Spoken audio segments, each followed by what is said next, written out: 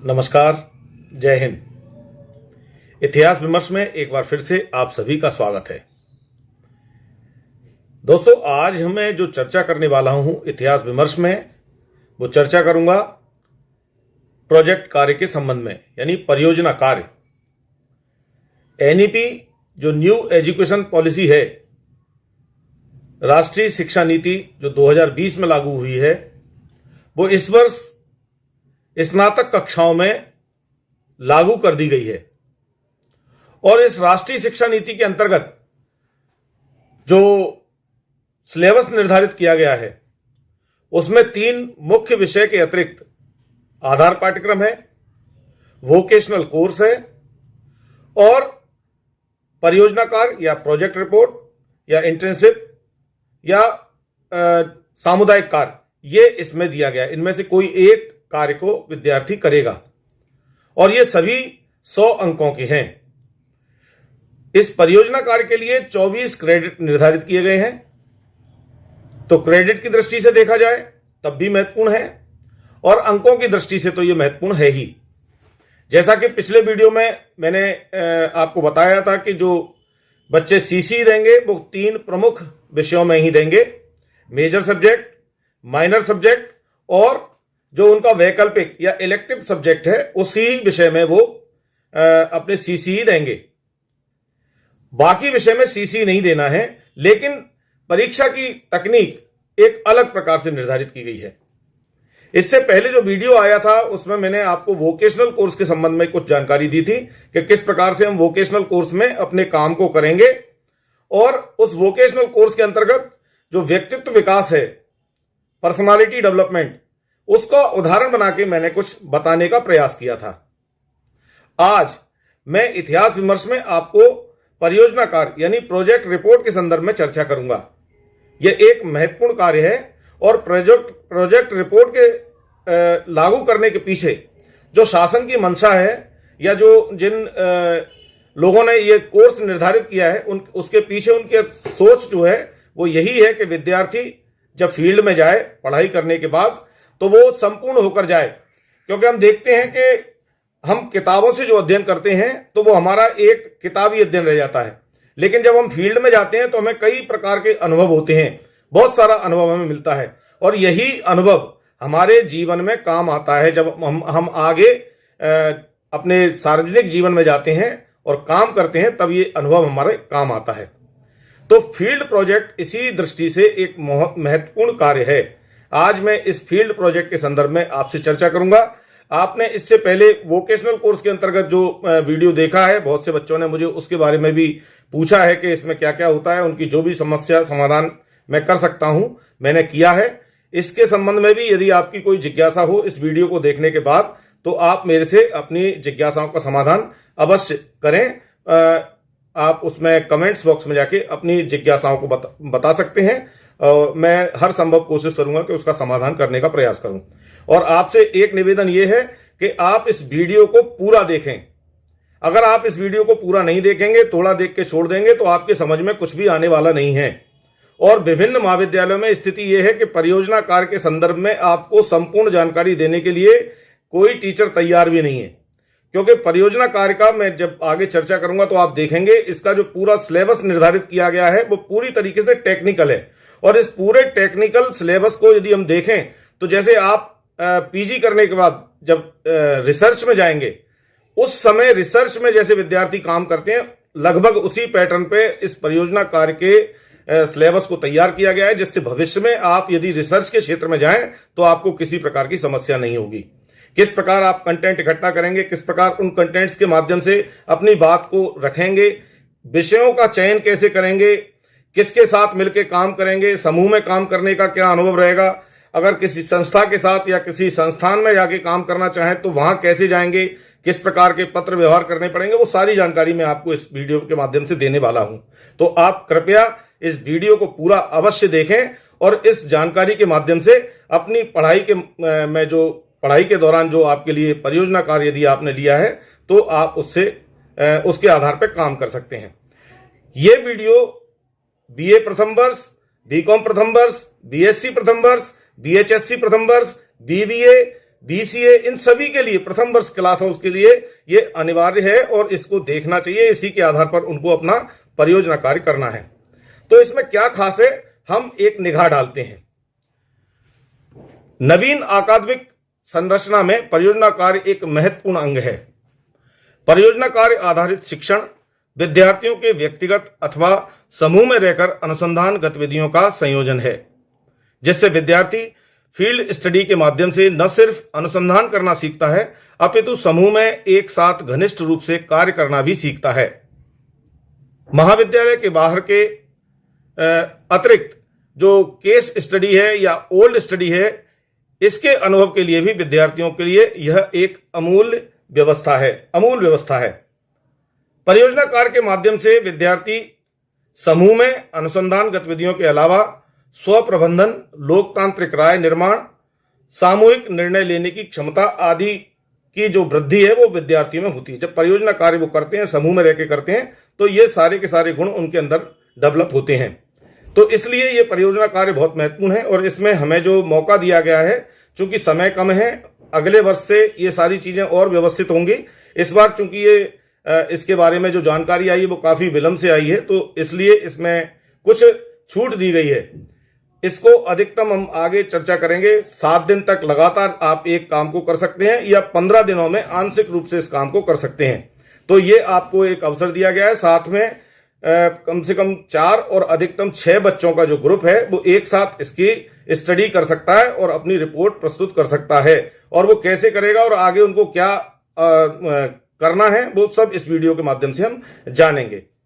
तो परियोजना कार्य के लिए जो विषय चयन है, वो विषय चयन एक बहुत महत्वपूर्ण कड़ी है। हम जब भी किसी विषय का चयन करें तो हम ये देखें कि हम किस विषय में अपने आप को संपूर्ण पाते हैं और उसमें काम कर सकते हैं। यदि इतिहास के विद्यार्थी हैं तो इतिहास के किसी प्रोजेक्ट पे वो काम कर सकते हैं, किसी ऐसे पर्यटन स्थल को वो प्रकाशित कर सकते हैं, चाहे वो गढ़ी हो, चाहे वो किला हो, चाहे कोई मंदिर हो, या कोई ऐसा स्थान जहां लोगों की जानकारी नहीं है और वो बहुत महत्वपूर्ण स्थान है। वो ऐतिहासिक दृष्टि से, पुरातात्विक दृष्टि से एक महत्वपूर्ण है और लोकल टूरिस्ट को प्रमोट करने के लिए, वहां लाने के लिए ये परियोजना कार्य आपका महत्वपूर्ण हो सकता है, लोगों को उस स्थान से परिचित कराने के लिए। तो उसकी क्या व्यवस्था है, कैसी व्यवस्था है, वो सारी की सारी चीजें हम इसमें देखेंगे। पिछले कुछ वीडियो में मैंने अपने नजदीकी क्षेत्र के कुछ ऐसे ऐतिहासिक और धार्मिक महत्व के स्थानों के बारे में भी चर्चा इस इतिहास विमर्श में की है। आप चाहें तो उन वीडियो के माध्यम से भी उसका लाभ ले सकते हैं और देख सकते हैं। तो चर्चा करेंगे विषय चयन की। परियोजना कार्य में विषय का चयन अत्यधिक महत्वपूर्ण है।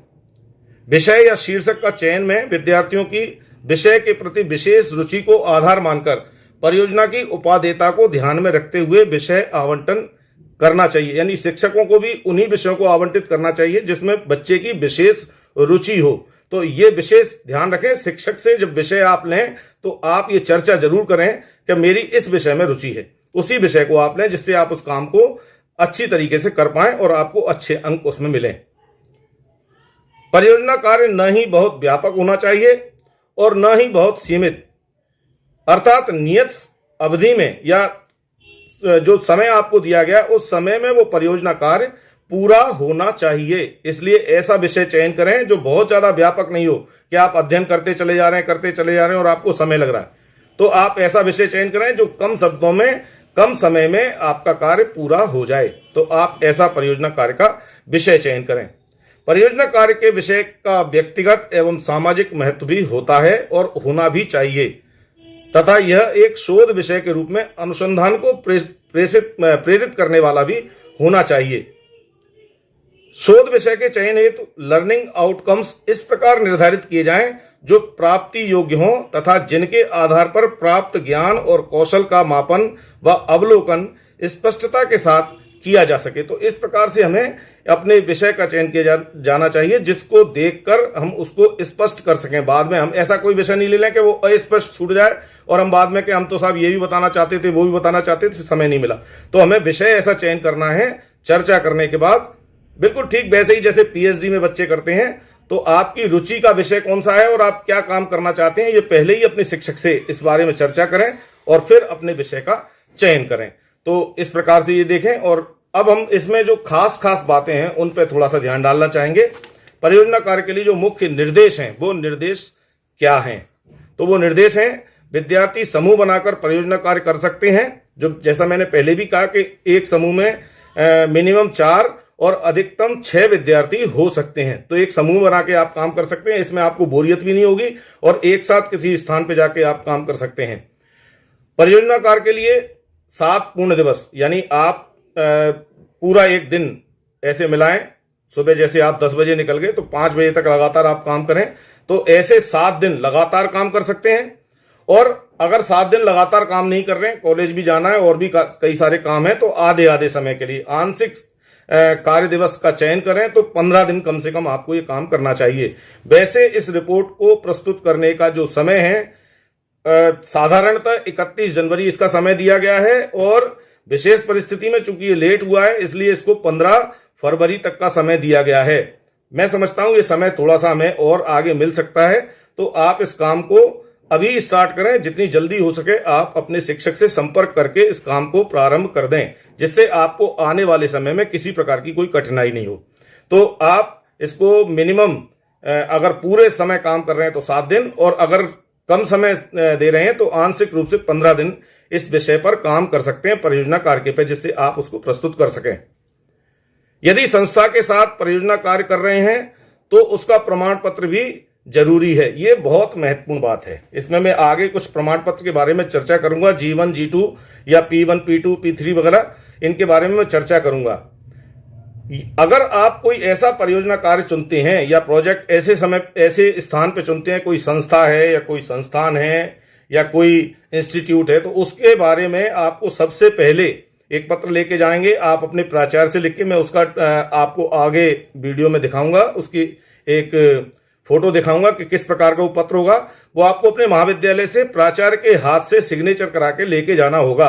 यदि किसी संस्थान में आप जाते हैं कि ये बच्चा हमारे महाविद्यालय का विद्यार्थी है और ये आपके संस्थान में रह के इस विषय पर काम करना चाहता है, लगातार 7 दिन या 15 दिन आंशिक रूप से, और अगर वो आपको परमिट करते हैं तब आप वहां से वो पत्र लेके आएंगे और वो कॉलेज में जमा करेंगे, और फिर कॉलेज से आपको एक पत्र लेके और जाना है और वो वहां जमा करना है।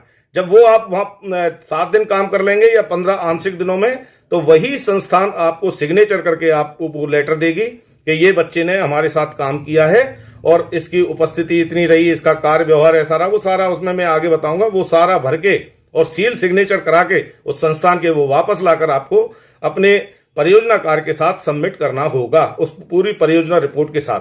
तो इस प्रकार से मैं आगे और बताऊंगा P1 में, P2 में, P3 में, P4 में आपको कौन कौन से पेपर्स और कैसे सबमिट कर रहे हैं, ये भी मैं इस वीडियो में आगे चर्चा करने वाला हूं।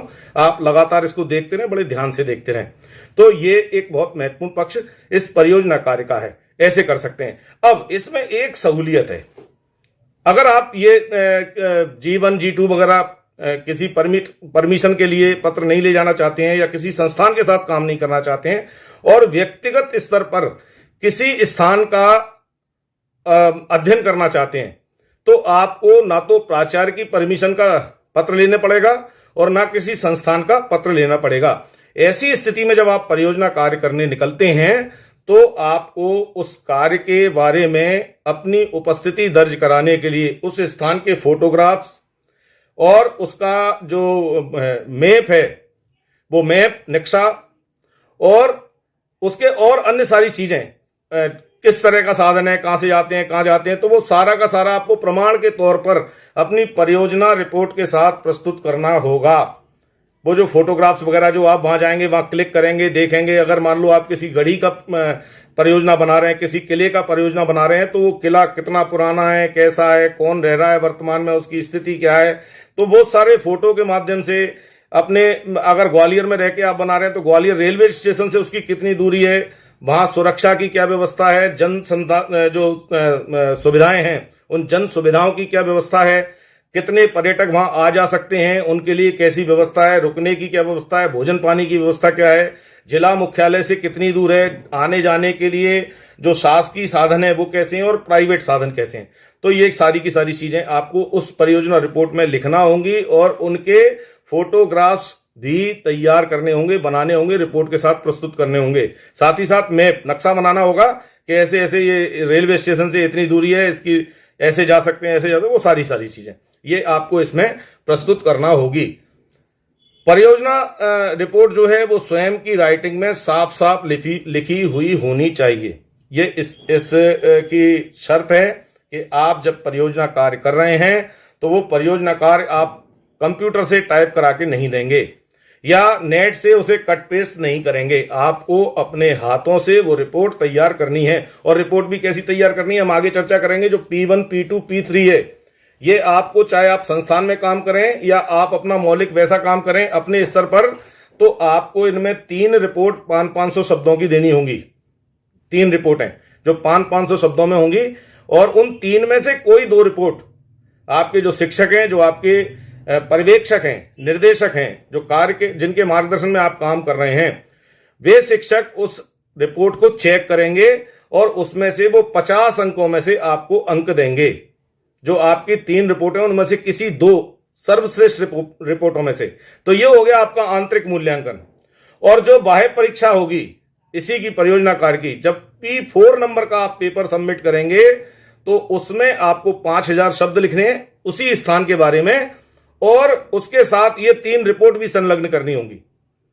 और वो 5000 शब्द जब आप प्रस्तुत करेंगे तो उसमें 40 जो अंक हैं वो बाह्य पर्यवेक्षक जो एक्सटर्नल है वो बाहर से विश्वविद्यालय तय करेंगे। कौन सज्जन आपके यहां जाएंगे, परीक्षा लेंगे, आपकी मौखिक परीक्षा वाइवा लेंगे, तो वो 40 अंक तो आपकी उस रिपोर्ट के आधार पर देंगे जो आप 5000 शब्दों में लिखने वाले हैं, और 10 अंकों की आपकी मौखिकी है। तो आपको प्रस्तुतिकरण ऐसा करना है जिससे आपके पूरे नंबर मिलें।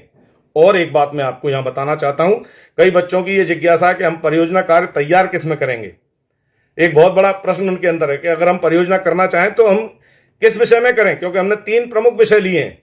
तो इसमें मैं आपको बता दूं, जो आपका मुख्य विषय है मेजर सब्जेक्ट आपने जो भी लिया है उस मेजर सब्जेक्ट के अंतर्गत ही आप परियोजना कार्य करेंगे, और उसी विषय के शिक्षक आपके मार्गदर्शक या आपके निदेशक या आपके पर्यवेक्षक होंगे।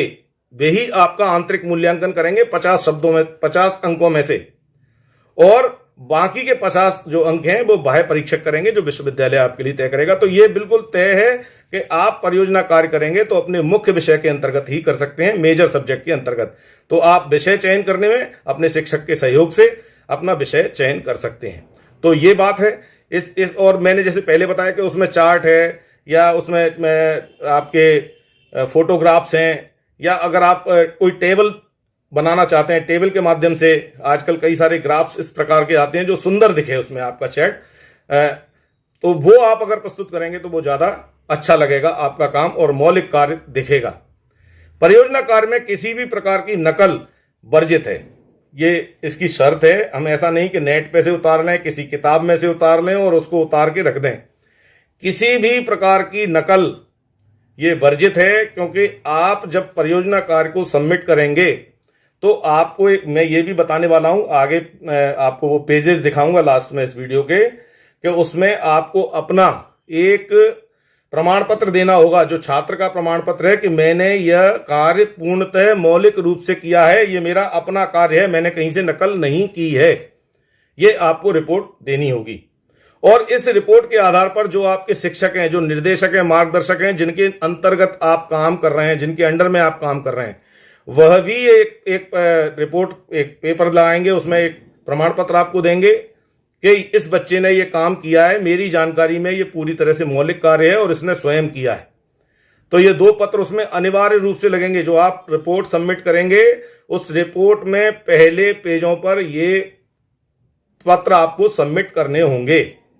और आगे बताऊंगा मैं क्या क्या है, ये मैं आपको अभी बता रहा हूं। और देखें, इसमें जो मैंने पहले ही चर्चा की, P1, P2 और P3 500 शब्दों में आपको देना है, और P4 में आपको 5000 शब्दों में अपनी रिपोर्ट को प्रस्तुत करना होगा। और इसके जो मूल्यांकन की व्यवस्था है वो भी उसी प्रकार से है कि इसमें 50-50 अंक होंगे। आंतरिक मूल्यांकन जो है वह 50 अंक का जो आपके शिक्षक करेंगे, और बाह्य मूल्यांकन जो है वो विश्वविद्यालय से आने वाले शिक्षक इसको करेंगे। और जो फाइनल रिपोर्ट आप प्रस्तुत करेंगे 5000 शब्दों की, उस रिपोर्ट में जो तीनों रिपोर्ट आपने पहले आंतरिक परीक्षा के लिए उपलब्ध कराई हैं 500 शब्दों की, वे तीनों भी लगेंगी, प्लस 5000 शब्दों की फाइनल रिपोर्ट भी लगेगी।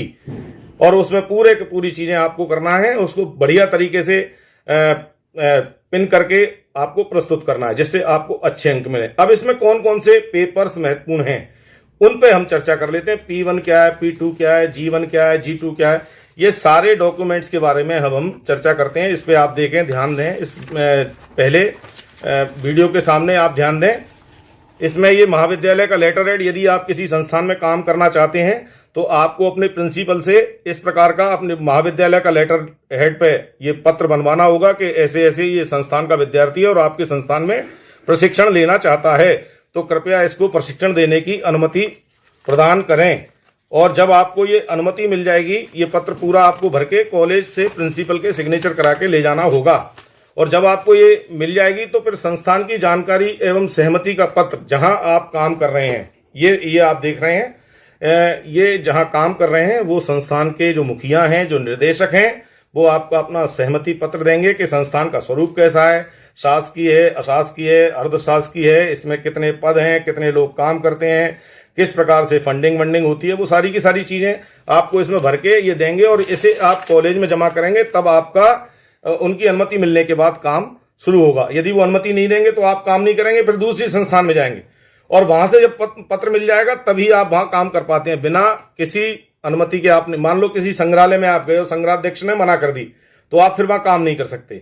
और अगर आप संग्रहालय में गए और संग्रहालय अध्यक्ष ने कह दिए ठीक है काम करो, आप इस गैलरी का पूरा विवरण प्रस्तुत कर सकते हो, तो आप करेंगे उनके, लेकिन उनका अनुमति पत्र आपको सबमिट करना होगा, लेके आना होगा, तभी आप वहां काम कर पाएंगे।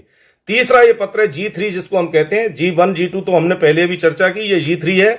ये महाविद्यालय के लेटर हेड पे फिर जाएगा प्राचार्य के माध्यम से उन्हीं संस्थान के मुखिया को जहां आप काम करना चाहते हैं, और तब ये प्राचार्य के माध्यम से पत्र जाएगा। इसमें वो निवेदन करेंगे कि इस पत्र के साथ साथ जो G4 नंबर का जो पेपर प्रारूप नंबर 4 जो हम दे रहे हैं, इसे कृपया आप इस विद्यार्थी के काम की पुष्टि के लिए भरकर दें कि आपको इसका काम कैसा लगा।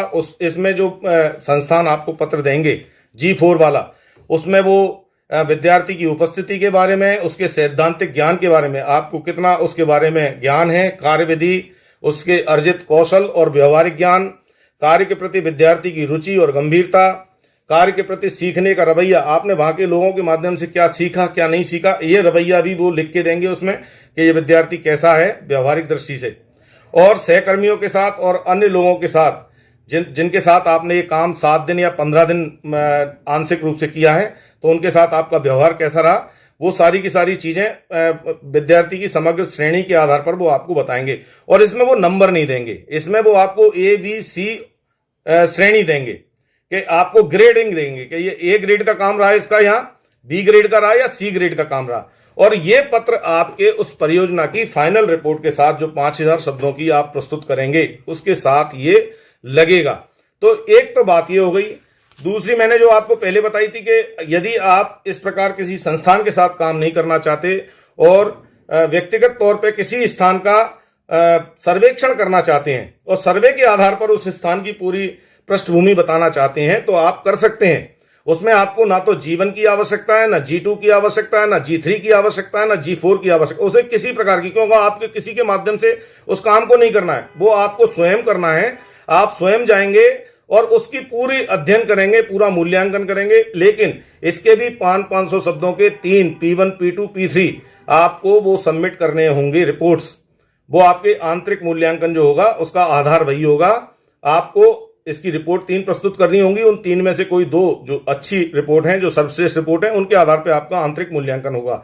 और ये तीनों रिपोर्ट प्लस उस स्थान की 5000 शब्दों की जो रिपोर्ट है वो P4 पर आप प्रस्तुत करेंगे, जिसके आधार पर आपका बाह्य परीक्षक जो एक्सटर्नल है वो आपकी परीक्षा के लिए आपको यानी उसके माध्यम से आपकी परीक्षा होगी। 40 अंक आपके उसकी रिपोर्टिंग के हैं और 10 अंक आपके उसके वाइवा के हैं। तो ये एक बहुत महत्वपूर्ण पक्ष है इसका। और जैसे जो P1 में हम देख रहे हैं, ये मैं आपको बता रहा हूं, जो स्वहस्तलिखित 500 शब्दों की बात है, इसमें परियोजना का कार्य एवं परिचय क्षेत्र क्या है, परियोजना की कार्य योजना क्या है, विद्यार्थियों में कार्य के विभाजन, यानी अगर आप 4-5 विद्यार्थी एक साथ काम कर रहे हैं तो उसमें क्या विभाजन आपने किया है कार्य का, वो विभाजन आपको बताना पड़ेगा कि ये इस पार्ट को मैंने देखा, इस पार्ट को इनने देखा, इस पार्ट को इनने, और वो अपनी 500 शब्दों की रिपोर्ट अलग अलग प्रस्तुत करेंगे। तो इस प्रकार से हो गया। और संबंधित कार्यस्थल, संस्थान का विवरण, जहां आप काम कर रहे हैं, उसका उद्देश्य और उसकी प्रासंगिकता क्या है, ये सारी की सारी चीजें आपको अपने P1 जो फॉर्म है, ये इस फॉर्म में भर के और इसके साथ प्रस्तुत करना होगा। ऐसे ही P2 की जो रिपोर्ट है, आप इस पेपर में देखें, ये 500 शब्दों की है। इसमें भी आपको परियोजना कार्य की जो प्रगति रिपोर्ट है वो देनी होती है। तो उसमें परियोजना कार्य की प्रणाली क्या है, जो वर्क फ्लो है वो आपने किस तरह किया है, वर्क फ्लो क्या रहा है आपका, जानकारी संग्रह का आपका आधार क्या है, फील्ड का सर्वेक्षण का विवरण, आपने किन किन लोगों से बात की है, कैसे वो जानकारी जुटाई है, आपने किस साहित्य का अध्ययन किया है और किसके आधार पे आप इन सब कामों को करने के लिए प्रेरित, वो सारी की सारी चीजें आपको इसमें देनी होगी। साहित्य की समीक्षा भी देनी होगी, उसका तकनीकी और साहित्यिक पक्ष इत्यादि, ये सारी चीजें आपको देनी है।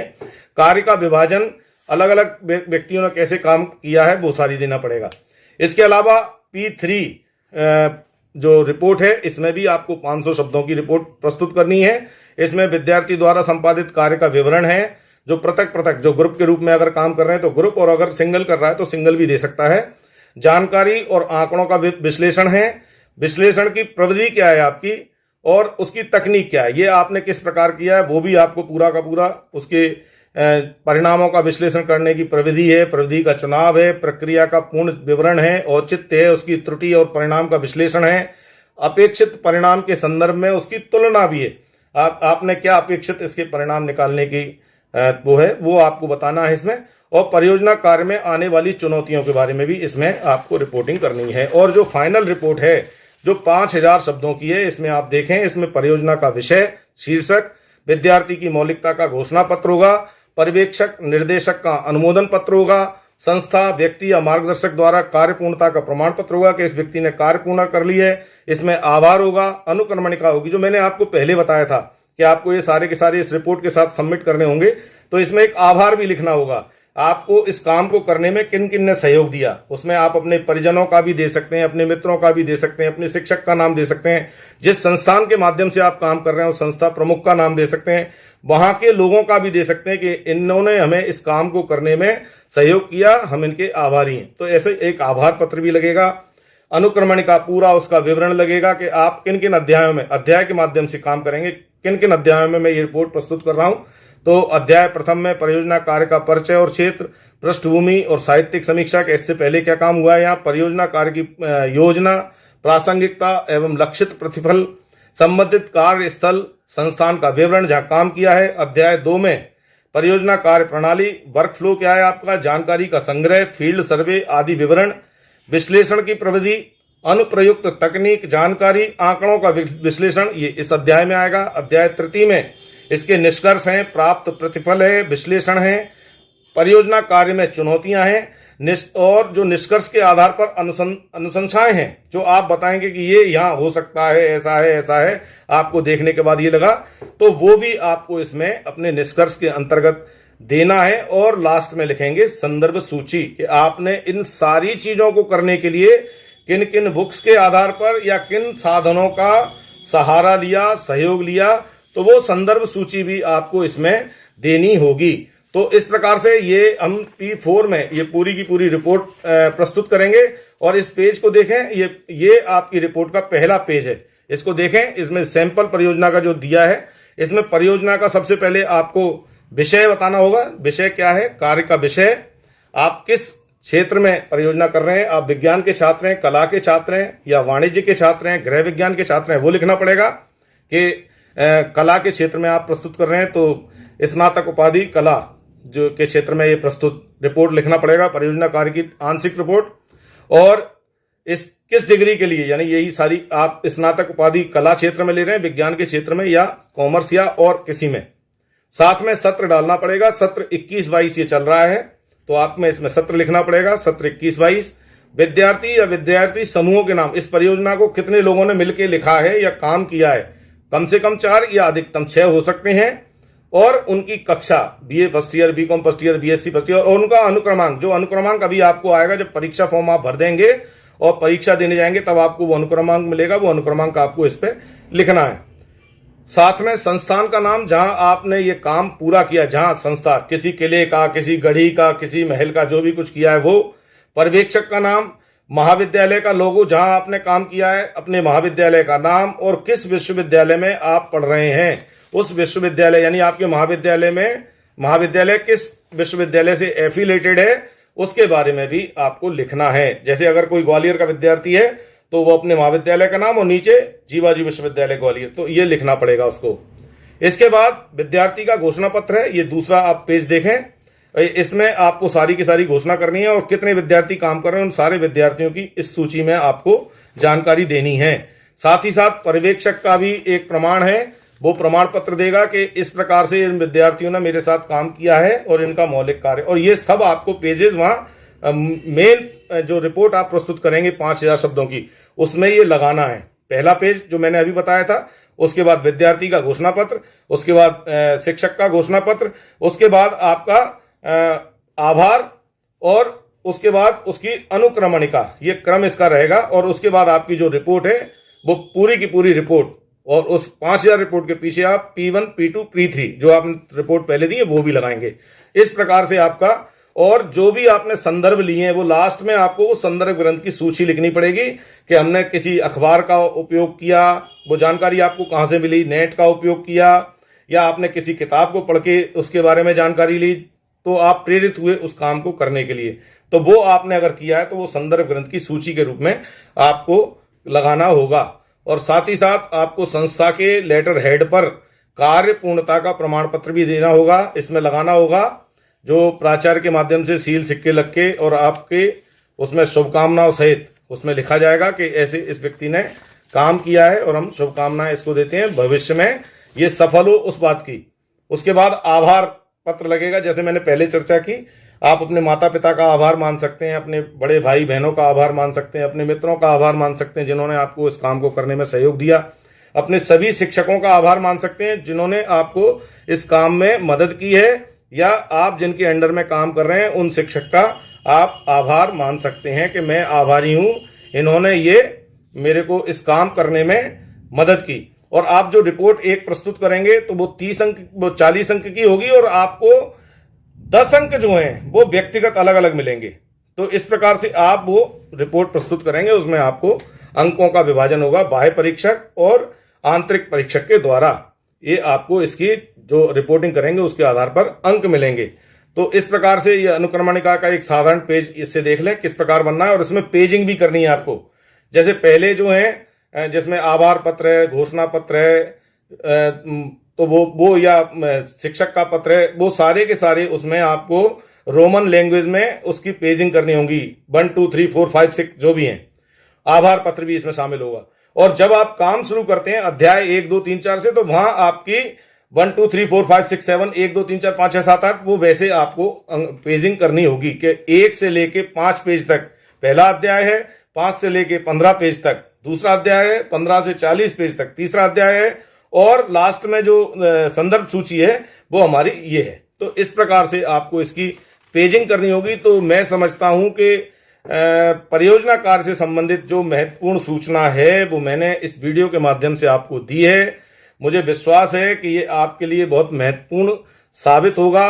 अगर आपकी किसी प्रकार की कोई जिज्ञासा है, कोई प्रश्न है, तो आप इसी इतिहास विमर्श में कमेंट्स बॉक्स में जाके अपनी चर्चा मुझसे कर सकते हैं, अपनी जिज्ञासा का समाधान कर सकते हैं। अगर आपने अभी तक इस वीडियो को, इस चैनल को सब्सक्राइब नहीं किया है, आप पहली बार इतिहास विमर्श पे हैं, तो आप इसे सब्सक्राइब कर सकते हैं। पूरे मध्य प्रदेश में न्यू एजुकेशन पॉलिसी के अंतर्गत जो भी काम हो रहा है उससे रिलेटेड मैंने बहुत सारे वीडियो इसके माध्यम से पहले भी दिए हैं, आप चाहें तो उनका उपयोग कर सकते हैं। प्रोजेक्ट किस तरह बनाएं, किन क्षेत्रों का बनाएं, उससे रिलेटेड भी मैंने इसमें बहुत सारी चीजों के कुछ वीडियो बनाए हैं जो लोकल टूरिस्ट को प्रमोट करने की दृष्टि से भी हैं, जिसमें बटेसर है, पड़ावली है, सनकुआ है, अमरोल है, ऐसे कई सारे हैं। तो आप चाहें तो इसी प्रकार के 1-2 स्थानों को चयन करके जो आपके नजदीक के भी हो सकते हैं, जरूरी नहीं इस वीडियो के हों, इसी तरह के कोई नजदीक के आपके आसपास भी कोई ऐसा स्थान जिसे हम चाहते हैं कि लोगों के संपर्क में आए, लोग उसके संपर्क में आए, वो प्रकाशित हो, लोग वहां आए जाएं, तो उसके बारे में भी हम जानकारी दे सकते हैं। जानकारी के स्रोतों के बारे में भी आपको इस रिपोर्ट में जरूर लिखना होगा। मुझे विश्वास है कि आप इन वीडियोस से लाभ उठा रहे होंगे। आपके बहुत अच्छे कमेंट्स मुझे मिलते हैं और उन कमेंट्स के माध्यम से मैं भी नए नए और ज़्यादा से ज़्यादा जानकारी लाने की कोशिश आपके लिए करता हूं। तो आप इतिहास विमर्श से इसी प्रकार जुड़े रहें। आपने ये वीडियो देखा और अपना जो विश्वास इतिहास विमर्श में जताया है, उसके लिए आप सभी का बहुत बहुत धन्यवाद। आपका दिन शुभ हो। जय हिंद।